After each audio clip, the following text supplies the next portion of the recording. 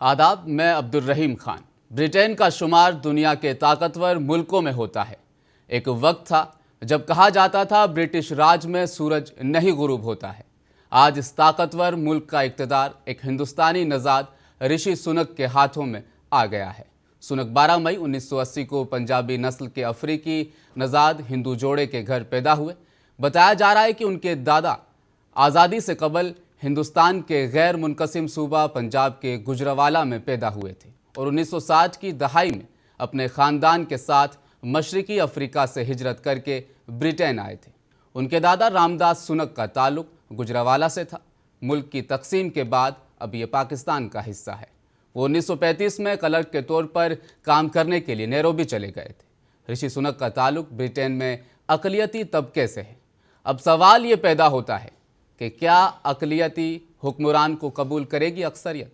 अगर हिंदुस्तान की बात करें तो हमारे मुल्क की तारीख गवाह है कि इस मुल्क में सदर जमहूरिया, वज़ीर आज़म से लेकर कई रियासतों के चीफ मिनिस्टर भी अक़लियती तबके से रह चुके हैं। 10 साल तक अक़लियती तबके यानी सिख बिरादरी से ताल्लुक़ रखने वाले मनमोहन सिंह का इक़्तिदार हिंदुस्तान में रहा, लेकिन अब मुल्क में शहरियों को हिंदू बनाम मुस्लिम बांटने की कोशिश की जा रही है, क्योंकि बीजेपी इक़्तिदार वाली हुकूमत बेशतर रियासतों में अक़लियतों को, ख़ासतौर पर मैं कहूँगा मुसलमानों को, इक़्तिदार से दूर रख रही है।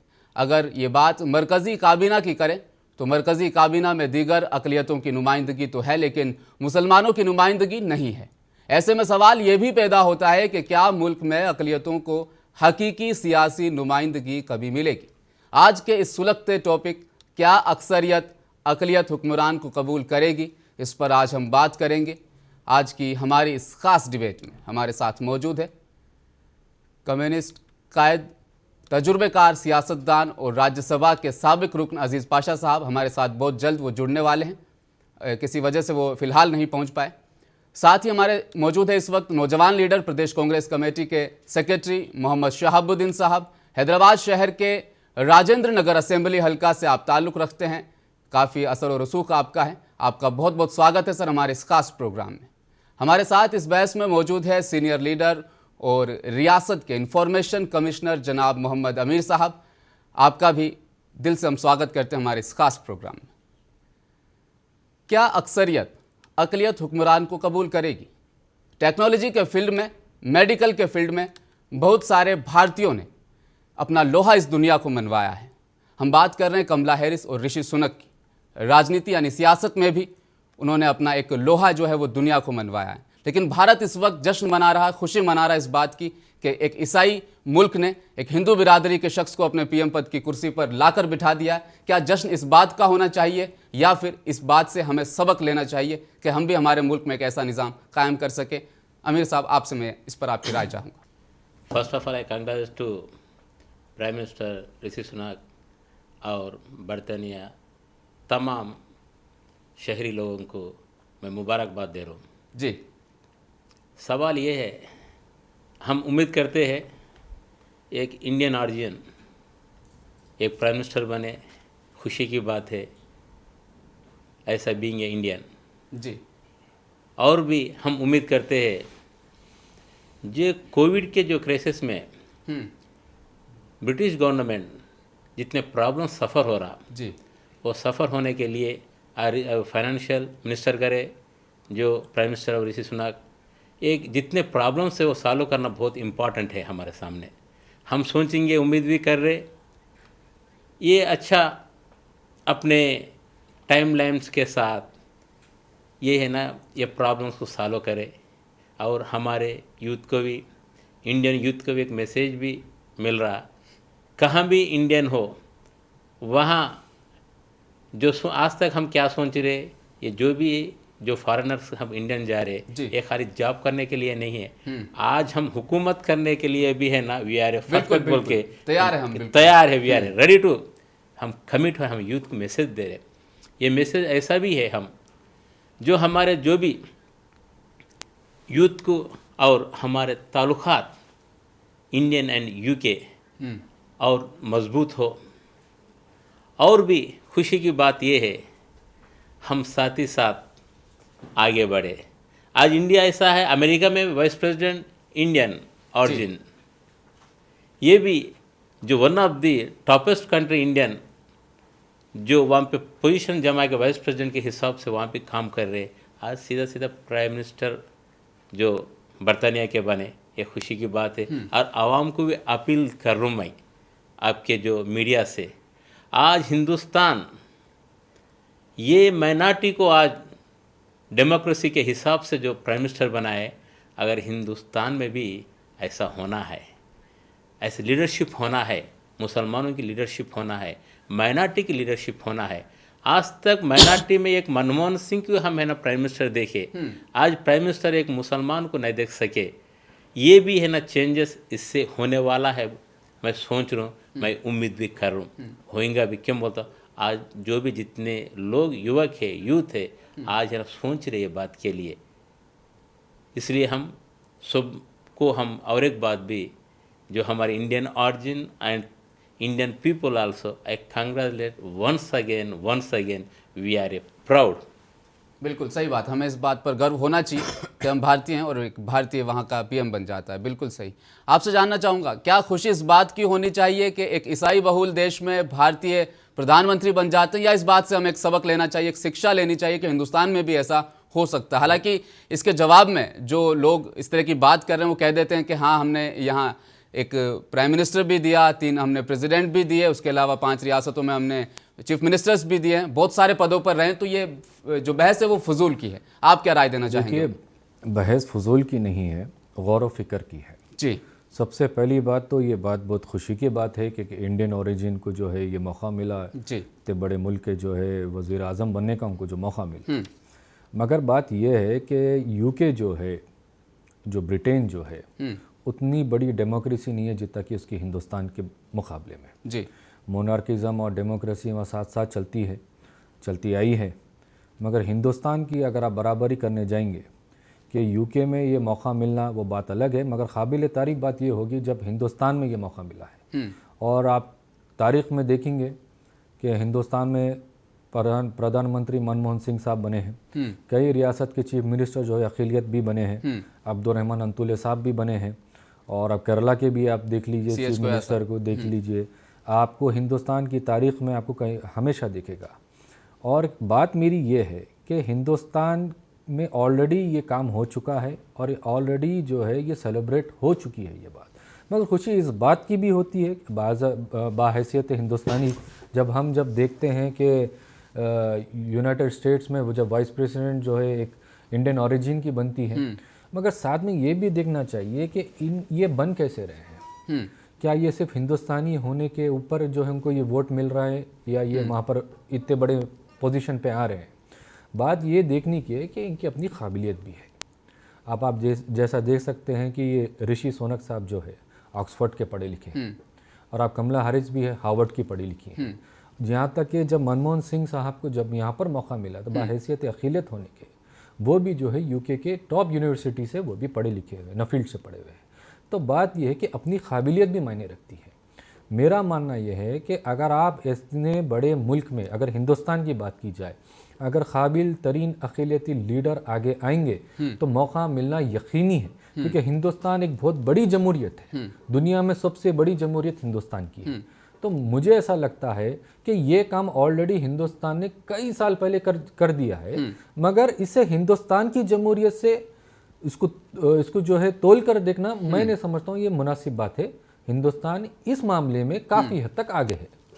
बात करूंगा सर मैं फिल वक्त क्या हो रहा है इस मुल्क में। 70% जो मंत्री हैं कैबिनेट सरकार में, उनमें से 4 माइनॉरिटी के, मुस्लिमों के उनमें से 0% है। कर्नाटक में 30 मंत्री है, मुस्लिमों के 0% है। मध्य प्रदेश की बात करूंगा 30 मंत्री है, मुस्लिमों के 0% है। उत्तर प्रदेश की बात करूंगा 1 मंत्री है, वो भी चुने हुए नहीं है, बनाए गए हैं।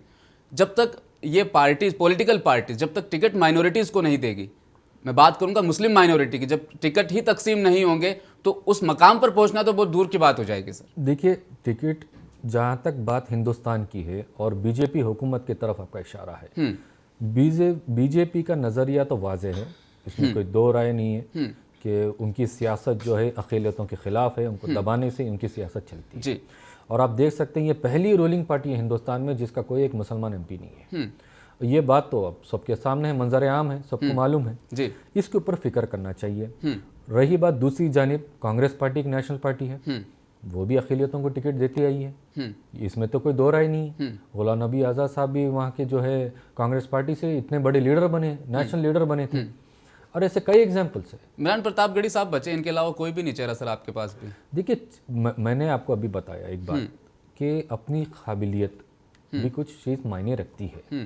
पार्टी किसी को भी ऐसी टिकट नहीं देती, आपको खुद उठना पड़ेगा, आपको मेहनत करना अपनी पड़ेगा, काबिलियत दिखानी पड़ेगी, अपनी काबिलियत दिखाने पड़े। जैसा कि मैं एक छोटा लीडर हूँ, मैं भी एक कार्यकर्ता हूँ, मैं भी कई लोगों से मिलता जुलता हूँ, मगर मुझे तो ऐसा नहीं दिखा कि आज के जो जनरेशन, जो नया जनरेशन आ रहा है, उससे कुछ पॉलिटिकल एम्बिशन के साथ विजन किसी के साथ अटैच नहीं है। किसी के साथ विजन होगा, किसी के साथ एम्बिशन होगा, मगर ये दोनों का कोलैबोरेशन जब होगा, विजन और एम्बिशन का, तो तभी एक नए नए लीडर्स निकल कर आएंगे। और साथ में मुझे इस चीज़ की भी तकलीफ है कि पढ़ा लिखा तबका जी, जो अक़लियत का है, उसको सियासत में आगे आना चाहिए। और कौन सा भी आप जो भी रेवोल्यूशन देख लीजिए हिंदुस्तान की हिस्ट्री में निकाल कर, क्यूबन हो, रशियन हो, इंडियन, हिंदुस्तान की कोई रेवोल्यूशन, जब तक इंटेलेक्चुअल सड़कों पर नहीं आए, सियासत में नहीं आए, जब तक कोई भी काम नहीं हुआ। तो मेरा मानना है कि पढ़े लिखे नौजवान, कितने डॉक्टर है आज, कौन सी पार्टी में बताइए, कितने मुसलमान हैं जो कितने डॉक्टर है? लॉयर्स आपको मिल जाएंगे, और डॉक्टर्स बताइए, इंजीनियर्स बताइए, सबका जो है जहन, तवज्जो स्टैंडर्ड ऑफ लिविंग में है। आपके प्रोग्राम के ज़रिए मैं ये बात कहना चाहता हूँ कि जितने भी नौजवान, पढ़े लिखे नौजवान हैं, सियासत में आइए, इसको एम्बिशन, अपना प्रोफेशन बनाइए, विजन के साथ, लॉन्ग टर्म विजन के साथ आइए। और हिंदुस्तान की जमहूरियत पे मुझे भरोसा है, चाहे नरेंद्र मोदी सामने रहो या योगी आदित्यनाथ सामने रहो, इस जमहूरी सांचे को कोई नहीं तोड़ सकता। डॉक्टर अमीर साहब, आपके पास आना चाहूँगा। डाउन स्ट्रीट 10 वो इलाका जहाँ पर ब्रिटेन के तमाम राजनेता, उनका आवास वहाँ पर है, वो वहाँ रहते हैं। ऋषि सुनक कल प्रधानमंत्री चुन लिए गए, उनके बाद उन्होंने जो अपनी पहली स्पीच की, उसमें वो कहते हैं कि कल रात को मेरी बेटी बाहर दिए जला रही थी, मैंने उसे देखा और मुझे ये महसूस नहीं हुआ, मुझे यकीन नहीं था कि मैं इस देश का प्रधानमंत्री बन जाऊंगा, कि इस देश में कितनी फ्रीडम है कि मेरी बेटी रात को इस सड़क पर दिए जला सकती है। आज ही की बात करूंगा, गोयनका यूनिवर्सिटी गुरुग्राम में कुछ नाइजेरियन छात्र वहाँ फुटबॉल खेलते हैं, फुटबॉल खेलने के बाद नमाज पढ़ते हैं, उन पर जय श्री राम के नारे लगाते हुए कुछ दूसरे विदेशी छात्र हमला कर देते हैं। तो ये देश किस तरफ जा रहा है? हम बात कर रहे हैं ब्रिटेन की, वहाँ पर ऋषि सुनक की बेटी दिए जला रही है सड़कों पर बाहर, और हमारे यहाँ जब विदेशी छात्र आते हैं, फुटबॉल खेलने के बाद नमाज पढ़ लेते हैं, हम उन पर हमला कर देते हैं। तो ये जो हमारा देश है, ये कब वापस एकजुट होगा और कब हम इन चीज़ों को आसानी से समझने की कोशिश कर पाएंगे कि जो माइनॉरिटीज़ हमारे देश में रह रहे हैं, उनका भी तो एक हक बनता है सर। पहले हम आज हिंदुस्तान जो रिलीजन से वापस रख के ये लोग बता रहे, ये मैसेज देना चाह रहे हम सेक्युलर है जी, ऐसा कैसा सेक्युलर होंगे ये रिलीजन के हिसाब से जाके। अब भारतीय जनता पार्टी है, एनआरआई बोल के शुरू करे, इतना प्रॉब्लम क्रिएट करे। ये लोग दिल्ली के एरिया में, हल्के में पूरे लेडीज़ पूरे बन के अगेंस्ट करे एनआरआई के। हम ये मैसेज मिला जा रहा हिंदुस्तान में, जैसा कांग्रेस गवर्नमेंट थी पहले, ये सोच कभी भी नहीं आया हिंदू मुसलमान जी, देश इतनी तेज़ी से नहीं बढ़ा इस तरफ। सुने, ये सोच कभी भी नहीं आया, हम भी नहीं सोचे। मेरे साथ कितने फ्रेंड्स से, नॉन मुस्लिम फ्रेंड्स से, रेड्डी से, कुबे, मेरे साथ बोलते अन्ना बोलते, भाई बोलते। ये सोच हमारे पास नहीं है। ये लोग सोच ऐसा ला रहे, डिबेट करके पीपल को, ये लोग है ना अपने सियासी चलाने के लिए सोच रहे, मगर इससे बहुत हम पीछे चले जा रहे। आप एक सोचिए, चीना, ये हम आज़ादी, इंडिया की आज़ादी की, हिंदुस्तान की आज़ादी के बाद चीना की आज़ादी आई। चीन आज है ना वर्ल्ड टॉपेस्ट कंट्री में है, आज इंडिया क्या पोजीशन में है। किस लिए हमें सोचना है, अपने यूथ को भी मैसेज देना है जी। हम है ना हिंदू मुसलमान नहीं है हमारे सामने एक मैसेज होना है, देना है। हम रोज़गार से जुड़े हुए रहना है। ये सियासी पार्टी देखिए आप, अब तक मैसेज भी दिए, इलेक्शनों में एक मैसेज रहता, काम में एक मैसेज रहता, आपको है ना खातों में 15 लाख आ रहे, देख लीजिए, वो देखिए। नहीं, इस माइंडसेट को हम कैसे सेट करेंगे इतना बड़ा एक ईसाई बहुल देश एक भारतीय मूल के व्यक्ति को जो अलग समुदाय से आता है उसको पीएम बना लेते हैं, क्योंकि वहाँ के लोगों का वो माइंडसेट है। लेकिन भारत का ये माइंडसेट कब बनेगा, कैसे बनेगा, इस पर मैं आपकी राय चाहूँ। और कैसे बनेगा? यूथ जितने भी आज यूथ है फ़ोनों पे बिजी है जी, सेल फोनों पे बिजी है। हम यूथ को भी मैसेज दे रहे, अपील भी करें आपके ज़रिए से, ये लोग ये सेल फोनों को थोड़ा छोड़िए, आज देश के भविष्य के लिए आगे बढ़े। ये सोच होना है, हिंदू मुसलमान नहीं है, सेक्युलर कंट्री है इंडियन, जैसा गुलदस्ता है, गुलदस्ता के जिसमें गुलदस्ते में हर फूल रहता है, उसमें हर फूल से सजाया जाता है, वो गुलदस्ता बनता है। इंडिया भी वही हिसाब से है, इसलिए यूथ को भी आगे बढ़ना है, सियासी में आना है यूथ। जब तक यूथ सियासी में नहीं आए, ये भी सोचना है यूथ को। अब नए यूथ के जनरेशन ये भी कर रहे, अपने अपने नए नए नारे लगा के यूथ को भड़का रहे। ये भड़काने से आगे देश आगे नहीं बढ़ेगा। अब चीना को एग्जाम यूथ को बताना कि चीना को एग्जाम्पल ले लीजिए आप। चीना का यूथ है ना, यहाँ पे वहाँ पे भी है, डिफरेंट कंट्रीज है, डिफरेंट रिलीजन से, फिर वर्ल्ड में कैसा कैप्चर कर रहा वो। आज अमेरिका से है ना वन ऑफ द है ना टकरा रहा कंट्री बोलता है चीना है आज। आज चीना one of the super power country के लिए इक्वल है ना, कंपटीशन है। इंडिया आज क्या हालत में है, चीना के सपोर्ट में जाना है और अमेरिका सपोर्ट में जाने के लिए सोच रहे।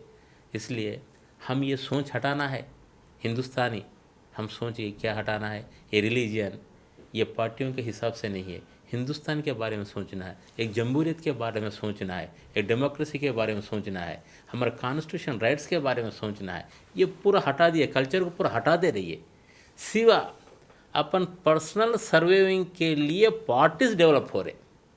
देश के डेवलपमेंट के लिए कोई पार्टी नहीं है, पर्सनल।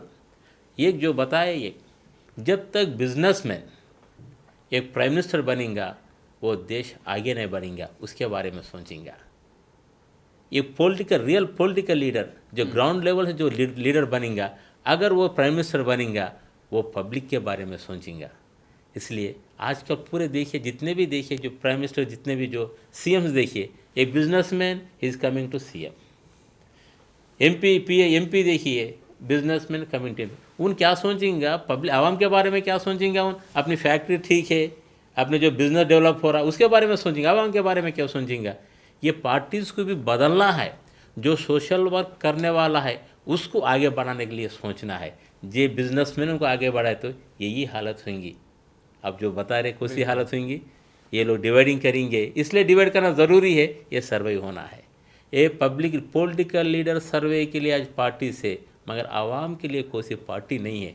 मगर रिसेंटली हमें तेलंगाना राष्ट्र समिति जो आवाम के लिए एक एग्जाम्पल है, एक कास्ट के लिए तेलंगाना के लिए लड़ा, एक तेलंगाना हासिल करा। आज तेलंगाना रियासत है, तेलंगाना में आज मुनसिफ टीवी बोलते हैं, तेलंगाना रियासत में वन ऑफ द टीवी है।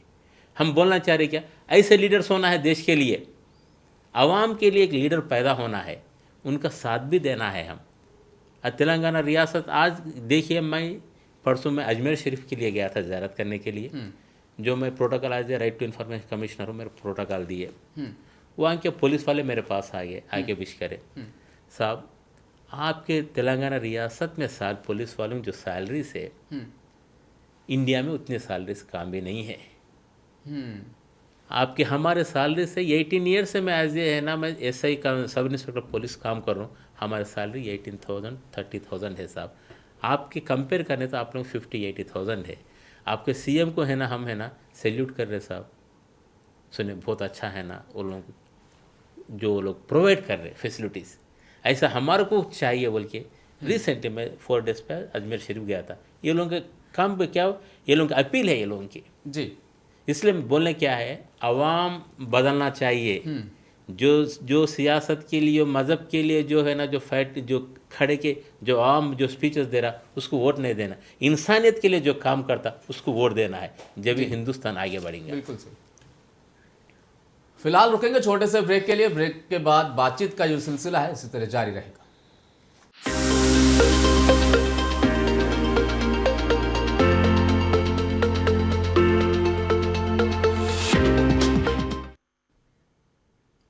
ब्रेक के बाद फिर से स्वागत है। शाहबुद्दीन साहब, आपके पास आना चाहूँगा मैं। टोरी सांसदों ने मिलकर चुना है ऋषि सुनक को एज ए माइनॉरिटी, उनको पीएम पद का जो तोहफा नहीं मिला है, ये जवाब अक्सर मौसूल हो रहा है आजकल। मैं आपसे जानना चाहूँगा, क्या हमारे यहाँ जब कांग्रेस की गवर्नमेंट थी तो क्या एक ऐसा ऑफर नहीं किसी माइनॉरिटी को दिया जा सकता था? मुस्लिम बहुल माइनॉरिटी की मैं बात कर रहा हूँ। देखिए, अभी तारीख में जाके आप देखेंगे तो उसके हिसाब से बात करना बहुत ही मुश्किल होगा कि कांग्रेस चाहे तो दे सकती थी या नहीं दे सकती। देखिए, लीडरशिप उसी को दी जाती है जिसमें काबिलियत है। अगर कांग्रेस पार्टी को अगर दिखेगा वाकई में कोई लीडर है जो कि आगे जाके जो है प्रधानमंत्री बन सकता है, वज़ीर आज़म बन सकता है, वज़ीर आला बन सकता है, तो आप उम्मीद सिर्फ ये कांग्रेस पार्टी से ही लगा सकते हैं और आप बीजेपी से तो नहीं लगा सकते हैं। तो बना देते सर 2003 के बाद।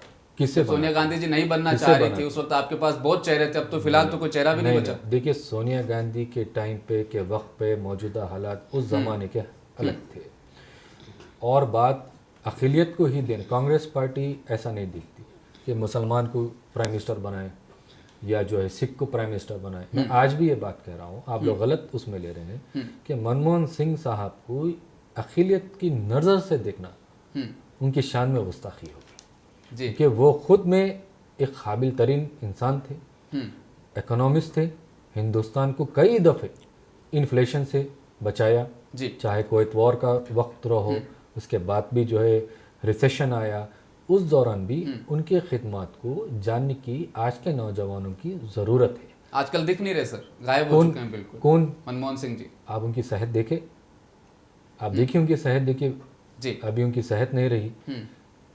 बात यह है कि कांग्रेस पार्टी में लीडरशिप आती रही है, जाती रही है और मुझे उम्मीद है कि आगे जाके भी अक़लियती लीडरशिप को कांग्रेस पार्टी ही बढ़ावा दे सकती है।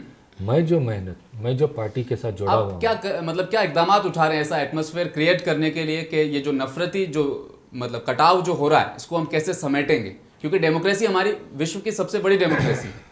ऐसी डेमोक्रेसी में ये हाल हो जाना कि हम कभी 100, 80 और 20 के नारे लग जाते हैं, या ऐसी राजनीति एक ऐसी डेमोक्रेसी के अंदर दाखिल हो जाती है जहां पर बंटवारे की राजनीति खेली जा रही, तो कांग्रेस पार्टी इसके लिए क्या इकदाम उठा रही है? देखिए, कांग्रेस पार्टी के इक़दाम जो है वाज़े तौर पे हम सबके सामने बता चुके हैं। हम जो है ना ये तरफ जाएंगे ना उस तरफ जाएंगे, हम बस सेक्युलरिज्म की बात करेंगे, हम जमहूरियत की बात करेंगे। ये जो आज का जो किस्सा चल रहा है हिंदू मुसलमान का, जो जैसा बोल रहे 80 बनाम 20 का, और इसमें ये एक सियासी प्रोडक्ट बन चुका है।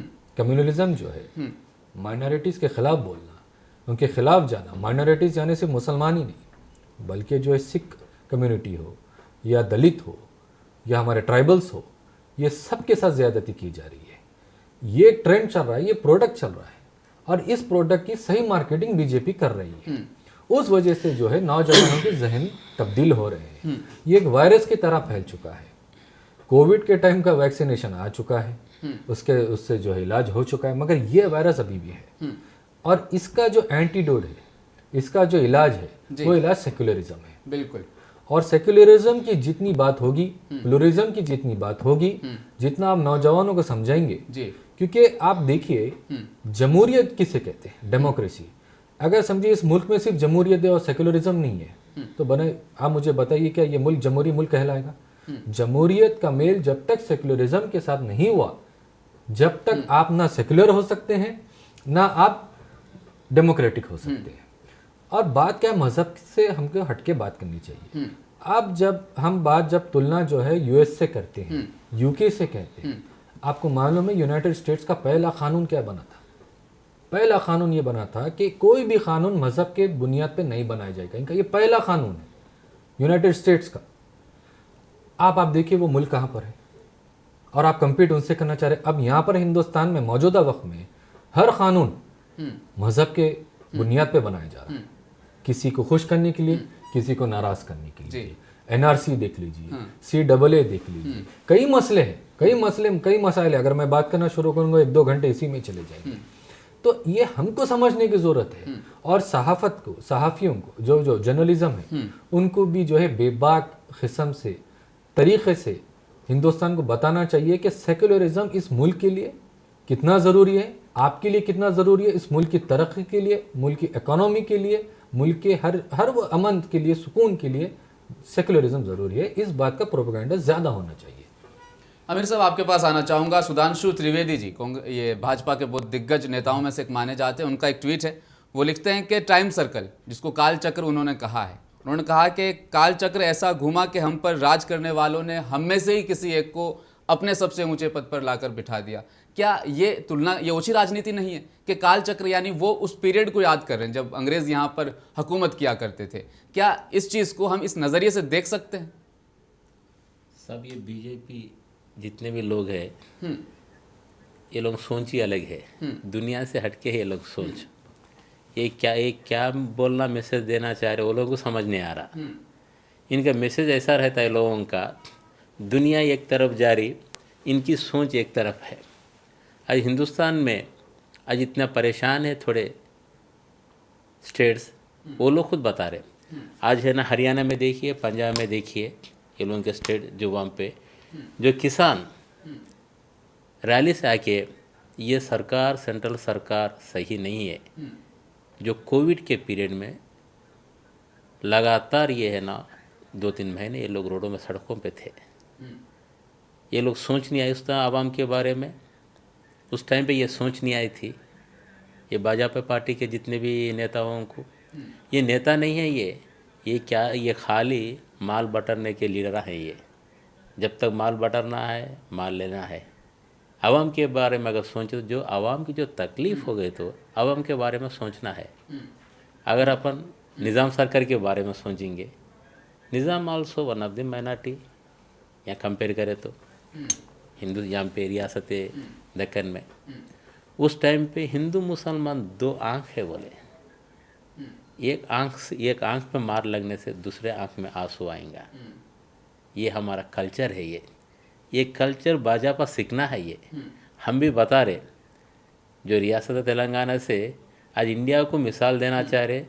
आज पूरे जितने भी स्टेट से तेलंगाना को आज एक एग्जाम्पल ले रहे स्टेट को।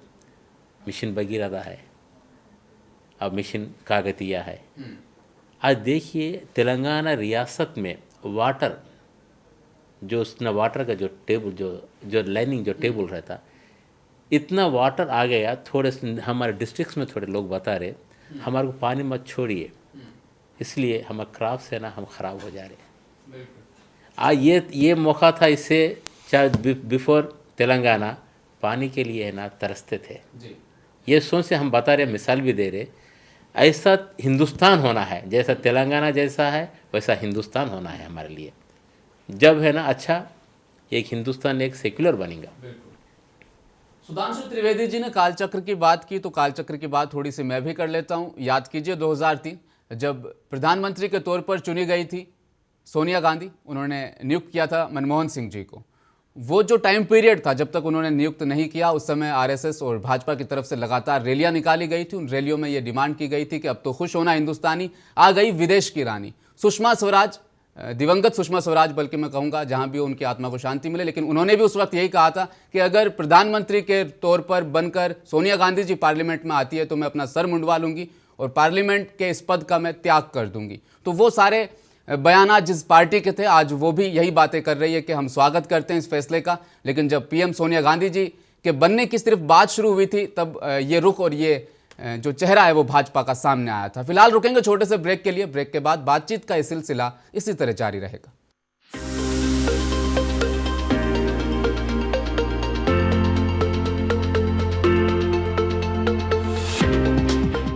ब्रेक के बाद फिर से स्वागत है।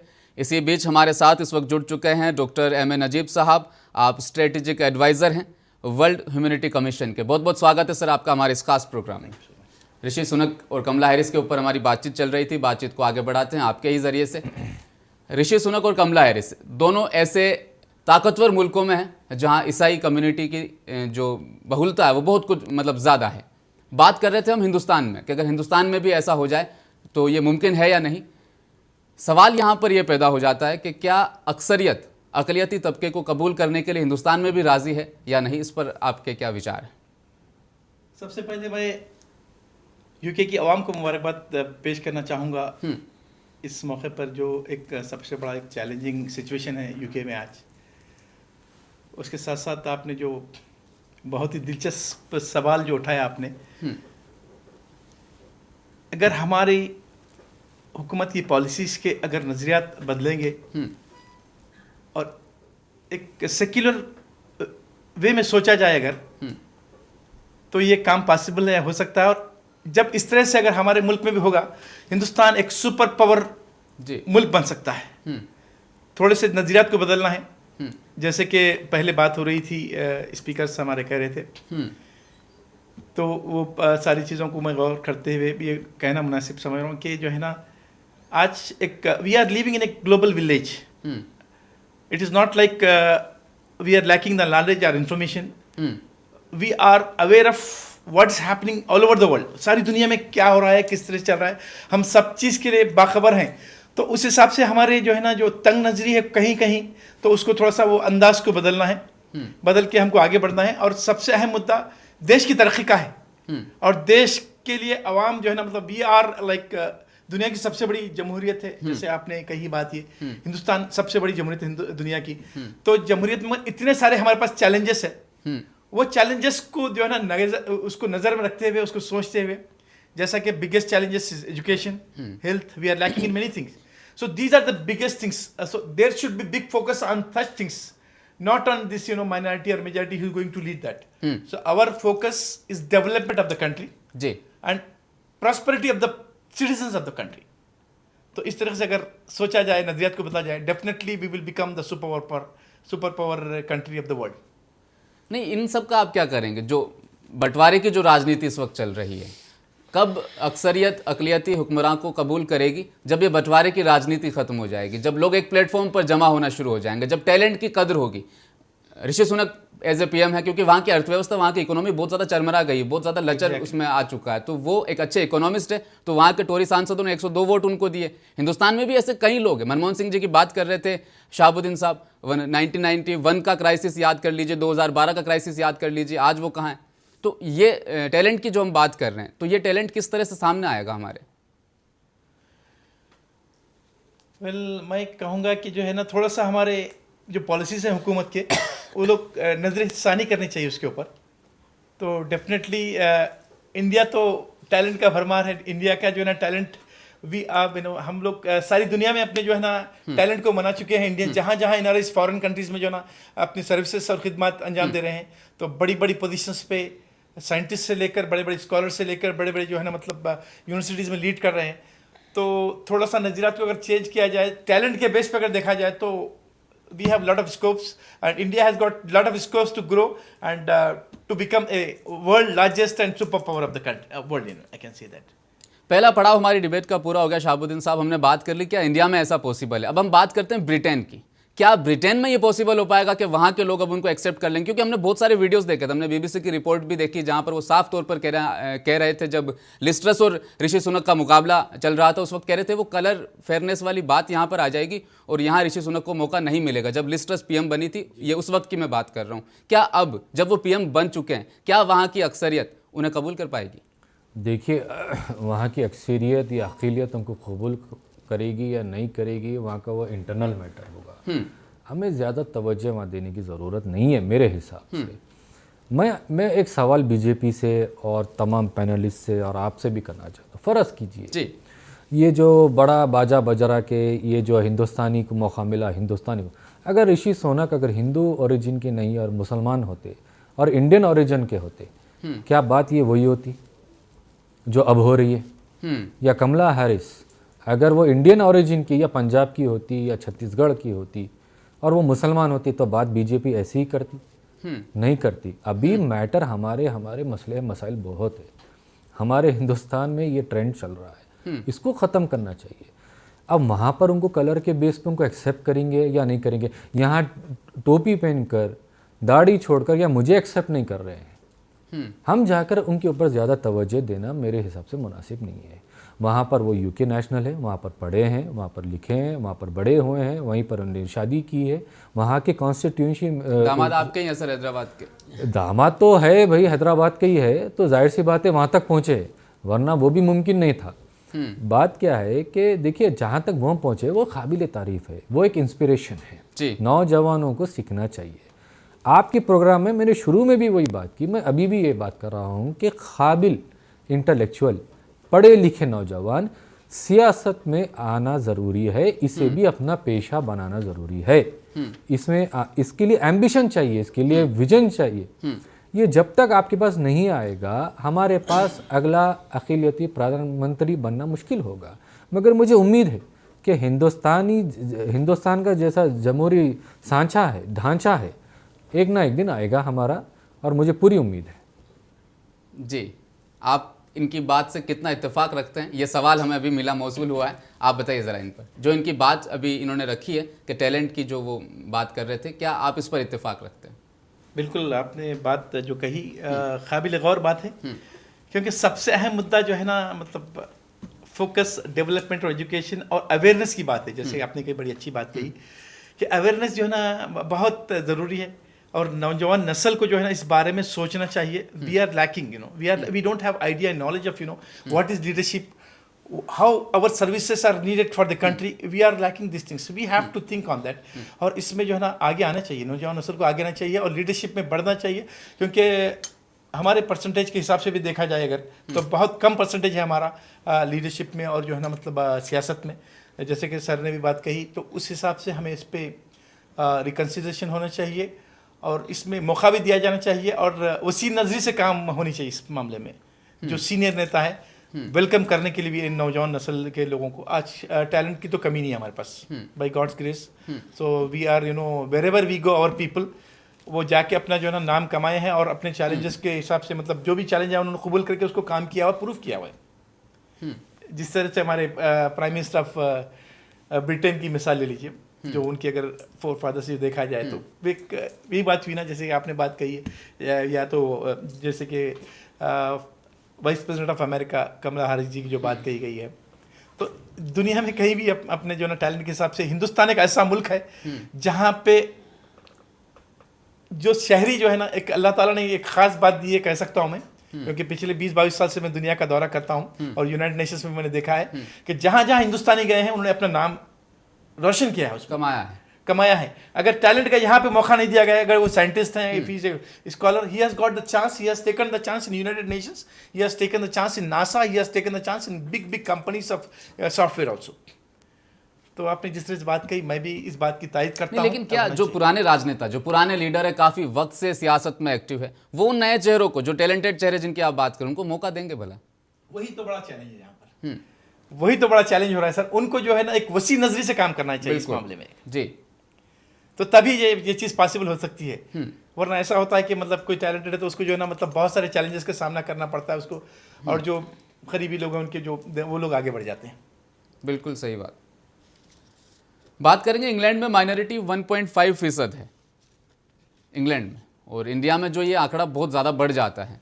वहाँ के लोगों ने कबूल किया, यहाँ के लोग कबूल करना चाहते हैं, लेकिन वो मौका नहीं मिल पा रहा, वो प्लेटफॉर्म ही नहीं बन रहा है, वो तैयार करने वाले लोग शायद नज़र नहीं आ रहे किसी को। इस पर आपकी क्या राय है? सर वेल, एक चीज़ है, देखिए आप अगर गौर किया जाए तो उनके पास इन चीज़ों के लिए टाइम नहीं है कि जो है ना मतलब किसको चांस दिया जाए, कौन सी कम्युनिटी वाले पर्सन को चांस दिया। ऐसा वहाँ पर टैलेंट के बेस पे देखा जाता है। When you take the developed countries in the world, Exactly. they just focus based on the talent. They are not bothered about these things and all. Now UK has biggest challenge of economy.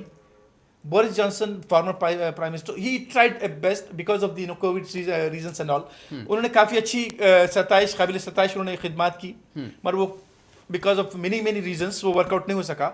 मगर अब जो ये आ चुके हैं, और न सिर्फ UK बल्कि दुनिया की नज़र है, यूके एक one of the world's top country है, डेवलप्ड कंट्रीज़ है। तो अच्छी उम्मीद रखते हैं हम कि जो है ना ये बहुत कुछ करेंगे, अच्छा करेंगे, because he was formerly served as a economy minister of finance also. तो उस हिसाब से देखा जाए तो हम एक अच्छी उम्मीद रख रहे हैं कि वो जो है ना एक कंट्री के लिए डेवलपमेंट लाएंगे, और साथ साथ जो है ना हिंदुस्तान के साथ ब्रिटानिया के जो है ना बहुत सारे पॉलिसीज़ भी बदल सकते हैं, और अच्छे हमारी आने वाली नस्ल के लिए, यहाँ की जनरेशन के लिए एक अच्छे मौके भी बन सकते हैं, और हुकूमत से जो है ना एक अच्छे ताल्लुकात भी इसके अंदर जुड़ सकते हैं। ये हमारी उम्मीद है। कोहिनूर वापस करेंगे क्या? कोहिनूर बड़ा मुद्दा है, वो तो अलग डिस्कस शुरू होगी, क्या कोहिनूर वापस करेंगे, डिस्कशन हो रहा था। बिल्कुल। शाहबुद्दीन साहब, आपके पास आना चाहूँगा मैं। सवाल मेरा इस वक्त आपसे यह है, कमला हैरिस और ऋषि सुनक, ये दो बड़े नाम, इन्हीं की आज हम चर्चा कर रहे हैं। हिंदुस्तान से और भी बहुत सारे नाम विदेशों में गए हैं, कोई गूगल पर कब्जा किए बैठे हैं, कोई ट्विटर पर, कोई कहाँ। तो हिंदुस्तान ने हर फील्ड में अपना जो है वो नाम रोशन किया है। लगातार हर साल 20,000 कभी 22,000 लोग इंडियन सिटीजनशिप को छोड़कर बाहर चले जाते हैं। क्या इंडिया में वो स्कोप, वो नज़रिया नज़र नहीं आ रहा उन्हें? ये एक बहुत फ़िक्र की बात है, क्योंकि मैं एक बाहैसियत हिंदुस्तानी, मुझे ये खुशी होगी कि यहीं पर ही हमारे लोग कुछ ना कुछ करेंगे और जिनको हिंदुस्तान छोड़ के बाहर ममालिकों में जाकर सिटीजनशिप लेने की ज़रूरत ना पड़े। ऋषि सुनक भी वैसे ही गए थे, वो भी बिजनेस के लिए उनकी फैमिली ने हिजरत की थी। जी, हिजरत की थी, कई लोगों ने की, कई हज़ारों लाखों लोगों ने की। हिंदुस्तान को अगर आप यूएस के बराबरी में देखेंगे तो कहीं ना कहीं हिंदुस्तान आपको पीछे दिखेगा। कल्चरल डिफरेंस रहेगा, इकोनॉमी में तो बहुत ज़मीन आसमान का फ़र्क है, टेक्नोलॉजी में भी ज़मीन आसमान का फ़र्क है। अब आप देखिए नासा में कितने हिंदुस्तानी काम कर रहे हैं, अभी ये भी तो देखिए। अब वही लोग अगर यहाँ पर रहते, यहाँ पर होते, क्या वो अपने टैलेंट को एक्सप्लोर कर सकते थे? लैंड ऑफ अपॉर्चुनिटीज़ जो है यूएसए, ब्रिटेन, यूरोप, ये बन चुके हैं। अब हिंदुस्तान को यहाँ पर तवज्जो देना चाहिए और आहिस्ता आहिस्ता हो रहा है। जैसा कि आईटी सेक्टर में भी आप देखिए, मेडिकल फील्ड में भी आप देखिए, हिंदुस्तान आगे बढ़ रहा है। ऐसा नहीं कि पूरा ही ख़राब है। अब आप देखिए यहाँ पर जो है हिंदुस्तान में जो है मेडिकल फील्ड बहुत आगे काम कर रही है। बाहर से ममालिक से कई डॉक्टर्स आके यहाँ पर पीएचडी कर रहे हैं, यहाँ पर थीसिस लिख रहे हैं। हाँ, इंफ्रास्ट्रक्चर में कमी है, मेडिकल हो या एजुकेशन हो, इसमें कमी है। वो गवर्नमेंट से आप सीधा सीधा बीजेपी और टीआरएस से सवाल कर सकते हैं। मगर क्या है कि वक्त बदल रहा है और मुझे पूरी उम्मीद है असर नौ हालात पैदा बहुत जल्द हो जाएंगे, नया दौर आएगा। हिंदुस्तान भी तरक्की कर रहा है और एक दिन मुझे मालूम है कि आने वाले 10 साल या 20 साल या जब भी होगा कि दुनिया भी जो है हिंदुस्तान की सिटीजनशिप लेने में इंटरेस्ट होगी। और आप देखिए यूरोप के ममालिक, जैसा कि जो यूरोपियन है, फिनलैंड है, रोमेनियंस है, यूक्रेनियंस जो थे, वो लोग हिंदुस्तान आ रहे हैं पढ़ने, यहाँ की एजुकेशन हासिल करने। आप ये भी तो देखिए, हिंदुस्तान का एक प्लस पॉइंट भी है, ऐसा नहीं कि सारा नेगेटिव है। अब रूम फॉर इम्प्रूवमेंट है और हुकूमत को भी इसके ऊपर जायज़ा लेना चाहिए कि कैसे यहाँ पर माहौल पुरसुकून बनाए, अमन शांति का माहौल बनना चाहिए। सर, वो माहौल बनना चाहिए। वो माहौल बनेगा तो ही फॉरेन इन्वेस्टमेंट आएगा। जी, कांग्रेस पार्टी की जब सरकार थी, जब वो इन्वेस्टमेंट आया करता था, investment foreign direct FDI investment आया करता था। अब इंटरनेशनल कौन सी कंपनी यहाँ पर आई है? एक बहुत बड़ी मालूमात मैं आपसे चाहूँगा। इस देश के लिए 2 प्रधानमंत्रियों ने अपनी जान दे दी जी, श्रीमती इंदिरा गांधी, राजीव गांधी। जी, एक राहुल गांधी जी की दादी हैं, एक उनके वालिद साहब हैं।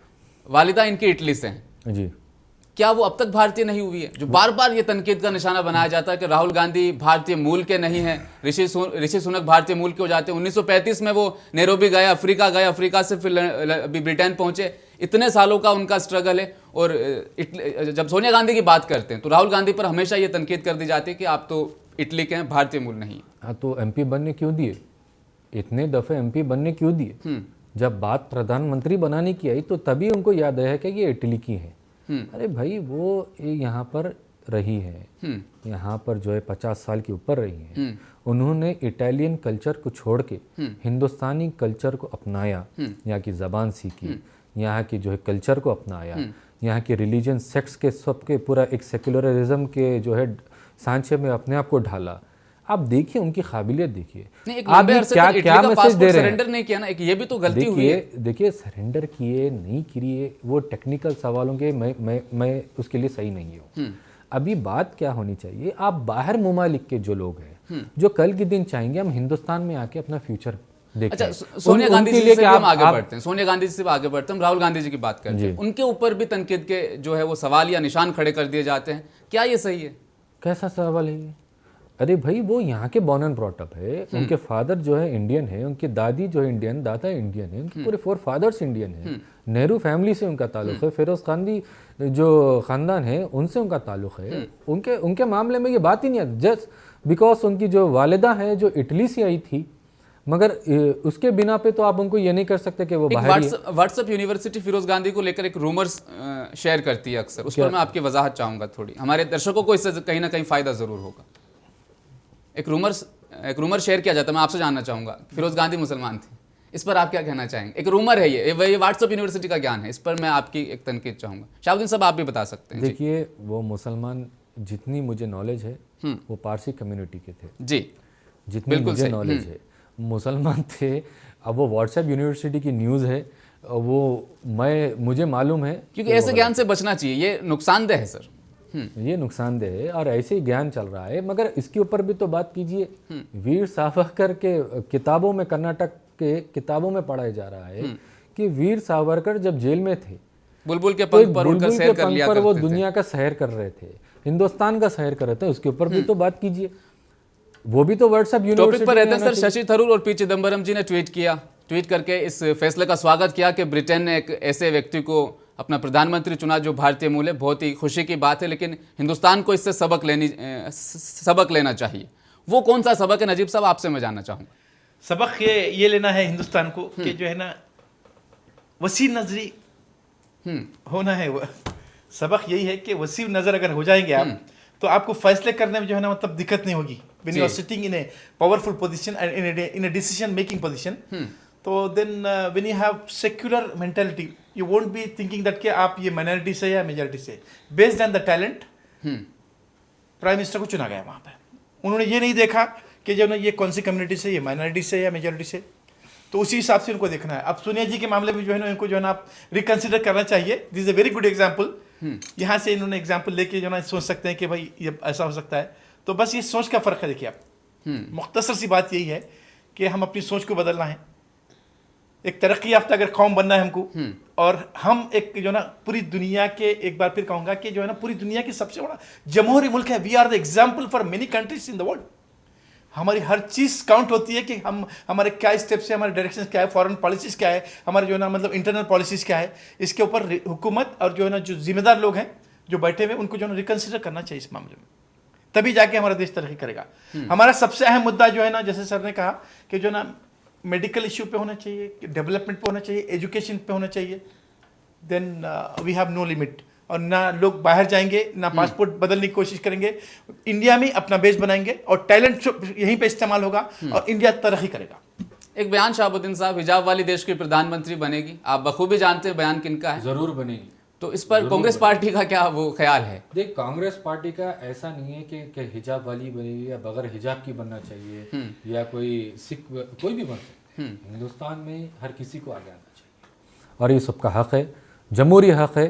और वक्त बदल रहा है, माहौल बदल रहा है और मुझे ये पूरा यकीन है कि आगे आने वाले वक्त में ज़रूर आएगी। हमारे प्रधानमंत्री एक ना एक दिन कोई ना कोई बनेंगे इंशाल्लाह। ज़रूर। क्या अक्सरियत अक़लियती हुक्मरान को कबूल करेगी? इस मौजू पर तफसील से हमने बहस की। इसी मतलब गुफ्तगू को हम बिल्कुल जारी रखना चाहते हैं। फ़िलहाल इस तरह के कुछ नोटिफिकेशन सिंट्स मिल रहे हैं।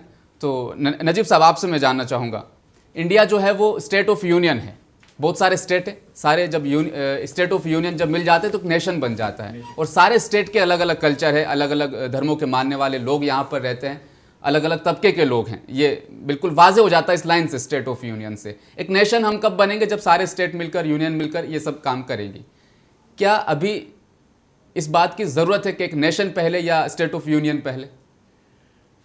अभी हमारे स्टेट इंफॉर्मेशन कमीशन साहब ने जो बात कही थी कुछ देर पहले कि हिंदुस्तान एक जो है ना फूलों की गुलदस्ते की तरह है, जिसमें हर किस्म के फूल हैं यहाँ पर।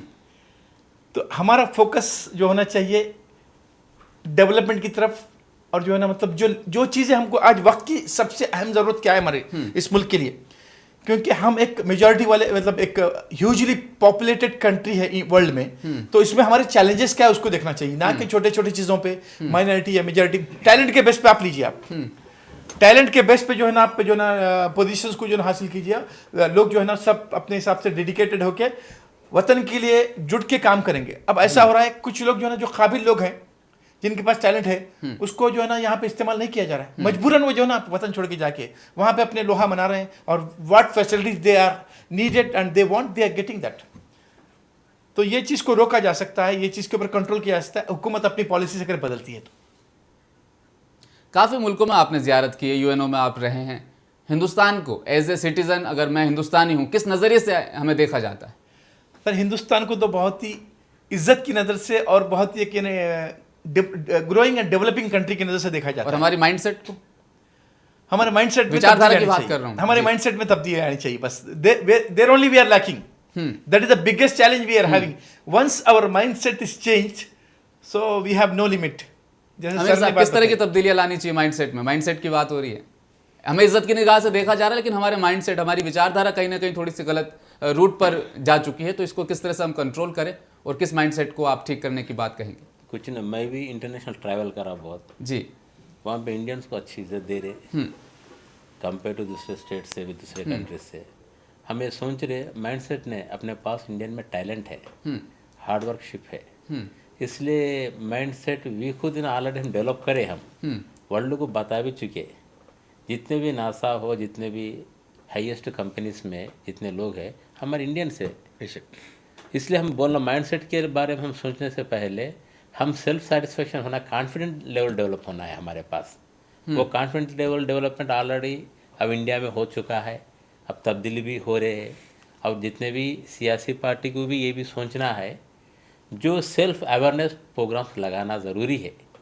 क्यों हम तब्दीली नहीं है, हमारे जो आवाम को तब्दील करने के लिए, यूथ को अवेयरनेस लाने के लिए, जो सियासी मूवमेंट में जुड़ने के लिए, अब भारत जुड़ो बोले ना, भारत जुड़ो जितना चल रहा है, यात्रा चल, भारत ने यूथ जुड़ो बोल के प्रोग्राम्स लाना है। जब तक यूथ काबिल नहीं होंगे, भारत भी यूथ का हिस्सा ही है सर। भारत यूथ का हिस्सा है, युवा भारत होना है अपने को, युवा भारत होना है। इसके लिए आज आप सोचने जा रहे हो तो बाहर उतना टेंडेंसी है ना, चेंज हो गया। डेफिनेटली हम सक्सेस हो गए इंडियन में, अब काफ़ी सक्सेस। एक ही सोच है आज, पहले से कंपेयर करने से आज तक जो इंडिया से है ना, जो फॉरेन कंट्री जाने वाले बहुत कम आज है ना, जो वीज़ा के लिए थोड़ा कम लोग हैं, पहले जैसे उतना ट्रेंड नहीं है। आज इंडिया में अच्छे पोजीशन से, अब हैदराबाद में देखो number of companies, foreign companies यहाँ पे इंस्टॉल होके है, इसलिए हम खुशी महसूस कर रहे हैं। उतना ज़रूरी भी नहीं है right now, so already we are a developed है, कैपेबल भी है। माइंडसेट की हम यहाँ पर बात कर रहे थे कि कौन सा वो माइंडसेट, इस पर ज़रा मैं रोशनी डालना चाहूँगा। आप कुछ वीडियोस इस वक्त ट्विटर पर, फेसबुक पर बाढ़ की तरह देख रहे होंगे, जिसमें ऋषि सुनक को गौ पूजा, गाय की पूजा करते हुए दिखाया गया है, दिए जलाते हुए दिखाया गया है, भजन कीर्तन करते हुए दिखाया गया। लेकिन ये नहीं दिखाया कि ऋषि सुनक ने कोविड के टाइम पर ब्रिटेन के लिए क्या किया। As a Rishi Sunak, as a finance minister, उन्होंने अपने देश के लिए कितनी खिदमत की, ये आपको बिल्कुल नहीं दिखाया गया होगा। तो इसी बात से ये क्लियर हो जाता है कि आपके माइंडसेट को किस तरफ डाइवर्ट किया जा रहा है। तो आपको बंटना नहीं है, बल्कि जुड़ना है, मजबूत होना है, एक साथ होकर इस देश को आगे बढ़ाना है। हमारे सारे गेस्ट पैनलिस्ट का मैं तहे दिल से शुक्रिया अदा करता हूँ, आपने अपना कीमती वक्त दिया और इस टॉपिक पर हमारे साथ आप जुड़े रहे। फिलहाल मैं लेता हूँ आपसे इजाज़त। देखते रहिए मुंसिफ टीवी न्यूज़। अल्लाह हाफिज़।